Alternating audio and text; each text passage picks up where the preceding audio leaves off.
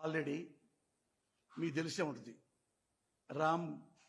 Ram Gopal Varma RGV అతన్ని murder చేయడానికి plan చేసి ఆపుకున్నారు. దైవ సాక్షిగా నేను చెప్తున్నా. ఈ భయంలో, ఈ బాధలో నేను చెప్పేశా.